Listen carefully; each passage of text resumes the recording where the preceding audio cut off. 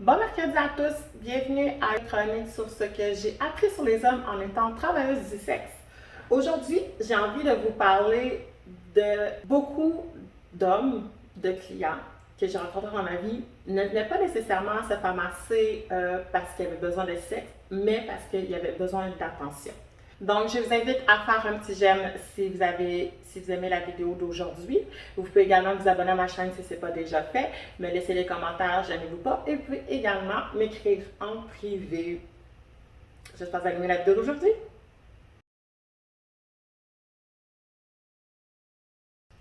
Les petites chroniques que je fais, c'est vraiment court, c'est pas des longues vidéos, c'est juste des petits pop-up que je veux vous amener par rapport à mon expérience comme étant travailleuse du sexe. Donc, comme j'ai dit au début, aujourd'hui j'avais envie de vous parler ce n'est pas une question de sexualité, bien souvent que les hommes viennent, mais parce que, bon, sont en manque d'attention.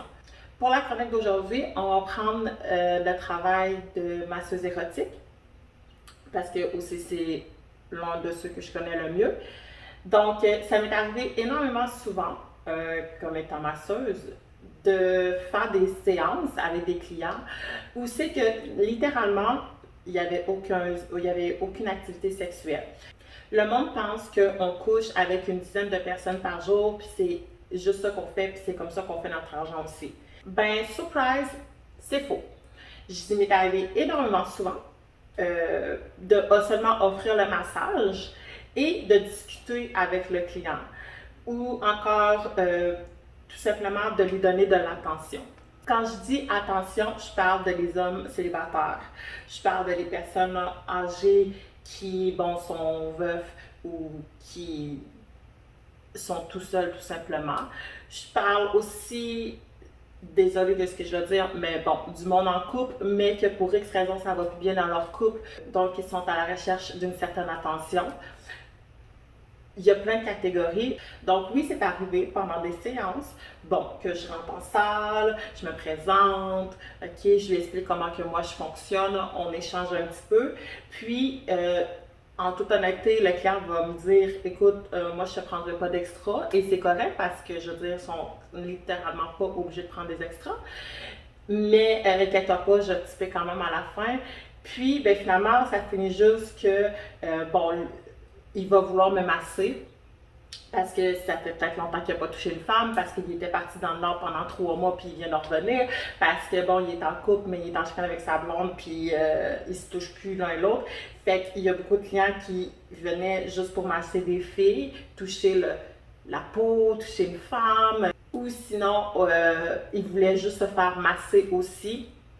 Question de relaxer, juste le fait d'avoir une femme qui lui donne cette attention-là, qui la masse. Même si on n'est pas des masseuses professionnelles, juste le fait d'être touché, ça faisait du bien à certains hommes.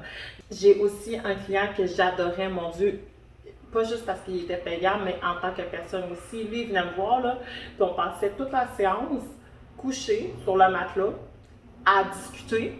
Mais lui, juste le fait de m'avoir dans ses bras, ça faisait sa semaine. Il venait me voir une fois par semaine, puis lui, le fait de m'avoir dans ses bras, le fait de me caresser, de me jouer dans les cheveux, lui, c'est ça qu'il aimait, puis c'est pour ça qu'il venait. Il venait même pas pour aucune finition, il voulait même pas de sexe, rien, littéralement rien.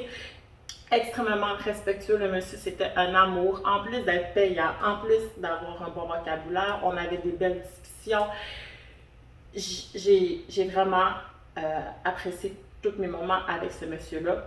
Et ben, ça fait partie des personnes, justement, qui venaient pour de l'attention. Fait que, en même temps, c'est aussi pour vous dire que le fameux préjugé que, bon, on couche avec une dizaine, une vingtaine, ou whatever, combien de personnes par jour, ben c'est faux. Ça m'est arrivé des chiffres de ressortir avec un certain montant d'argent et j'ai couché avec personne dans la journée. Les clients que j'ai faits, ben, ils venaient juste se faire masser. Puis, les gens sont généreux. Ça paraît peut-être pas, mais les gens sont généreux et ça leur fait plaisir de typer si tu donnes un bon service, si tu leur donnes ce qu'ils viennent rechercher, ok? Et non, ce n'est pas toujours du sexe. Oui, souvent, ça va être du sexe, on va se le dire, mais il y en a qui ont vraiment juste pas besoin de ça, puis ce qu'ils viennent rechercher, c'est littéralement de l'attention. Et moi, personnellement, ces personnes-là, c'était probablement mes clients préférés parce que, de un, je peux aussi apprendre d'eux en échangeant. De deux, ben, moi aussi, en tant que personne célibataire, j'ai pas un homme qui m'attend à la maison après mon chiffre. Donc, des clients qui savent comment donner de l'attention aussi, ben, ça me faisait du bien aussi à moi, là. Puis en plus, si vous avez une belle chimie avec ce client-là, ben, que ça soit ton chum ou pas, ça fait toujours du bien. Donc, c'était tout simplement ça, ma chronique d'aujourd'hui. Je vais juste vous dire que non, c'est pas. Le monde ne vient pas toujours pour du sexe. Il y en a beaucoup qui viennent aussi pour avoir de l'affection, avoir de l'attention, juste se coller, juste pendant le temps d'une séance, se sentir vraiment aimé par une femme. Puis, ben, si t'es vraiment une bonne travailleuse du sexe, on va dire ça de même, euh, puis que tu le fais de la bonne façon, ben, tu pourrais être surprise de voir à quel point le monde est prêt à payer pour ça. J'espère que vous avez aimé la vidéo d'aujourd'hui. Gênez-vous pas pour vous abonner à ma chaîne et laisser des commentaires. Puis on se dit à mercredi prochain pour une autre chronique.